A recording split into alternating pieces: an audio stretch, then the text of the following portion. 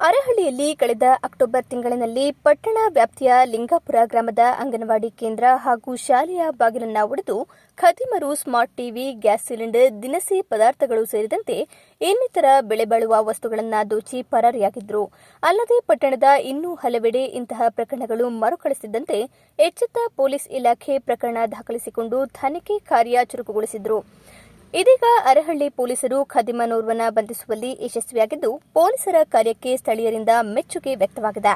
ಮಂಗಳವಾರ ಆರೋಪಿಯನ್ನ ಸ್ಥಳಕ್ಕೆ ಮಹಜರ್ಗಾಗಿ ಕರೆದುಕೊಂಡು ಬಂದಾಗ ಆತನು ಪಕ್ಕದ ಊರಿನವನಾಗಿದ್ದು, ವಿಷಯ ತಿಳಿದ ಶಿಕ್ಷಕರು ಹಾಗೂ ಸ್ಥಳೀಯರು ತಂಗಾಗಿದ್ದಾರೆ. ಸದ್ಯ ಆರೋಪಿಯು ದೋಚಿದ್ದ ವಸ್ತುಗಳನ್ನು ತನ್ನ ಮನೆಯಲ್ಲಿ ಶೇಖರಿಸಿಟ್ಟಿದ್ದು, ಪೊಲೀಸರು ಜಪ್ತಿ ಮಾಡಿ ಮುಂದಿನ ತನಿಖೆ ಕೈಗೊಂಡಿದ್ದಾರೆ. ಪೊಲೀಸರು ಬಂಧಿಸಿರುವ ಆರೋಪಿಯನ್ನ ಕಡೆಗರ್ಚಿ ಗ್ರಾಮದ ಸುಮಾರು 24 ವರ್ಷದ ಸೂರ್ಯ ಎಂದು ಗುರುತಿಸಲಾಗಿದ್ದು, ನ್ಯಾಯಾಂಗ ಬಂಧನಕ್ಕೆ ಒಳಪಡಿಸಿ ತನಿಖೆಯನ್ನು ಮುಂದುವರೆಸಿದ್ದಾರೆ.